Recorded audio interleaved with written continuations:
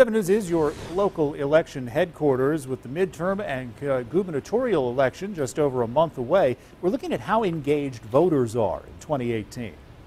Our Ben Hoover is joining us live here at 7 on Main with a look at the number of registered voters in some upstate counties and all over the state too. And Ben, you've learned that the number of these eligible voters is down this year, but there's a reason for that. That's right, Amy. The downturn in the total number of registered voters in many counties is due to what's called a purging or cleaning of the rolls.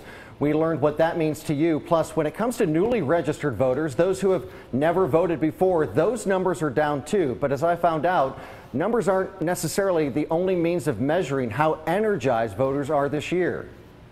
The numbers are always higher in a presidential election year than they are in a governor's election year. Maybe you've heard that before, and it's true. According to the State Election Commission, about 73,000 people registered to vote statewide this year from January through September. Compared to the same period 2 years ago, a presidential election year, roughly 92,000 voters registered. That's almost 19,000 fewer new voters this year. On a local level, Greenville County election leaders say the number of newly registered voters is down nearly 30%. Also down, the number of total registered voters in Greenville County, a county known for its explosion of growth. Population does not necessarily correlate into registered voters.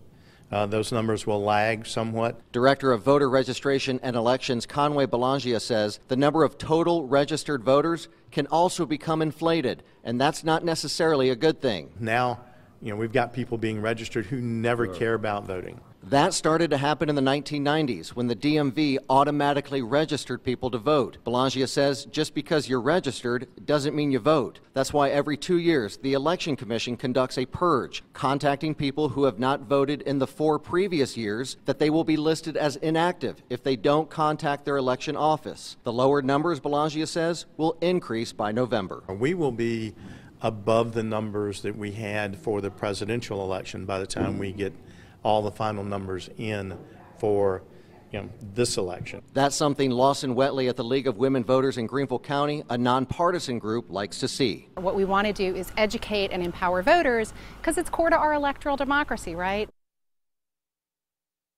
And back to this purge, some folks might hear that word inactive and it might sound like a red flag to them, and it is. It's not necessarily you won't be able to vote. They do this to make sure that anyone who's passed away or moved out of state is sort of, out of the system, out of the voting system, and they're able to get a more accurate count on voter turnout on the night of election because they have a more, engaged, actively voting population. So when we start talking about those total numbers, then the turnout on election night, we start telling you those numbers, this will give us a truer read of the true turnout.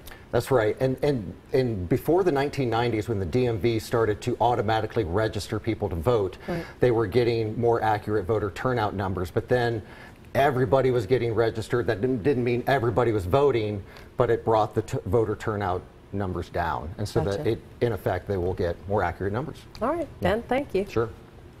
Well, if you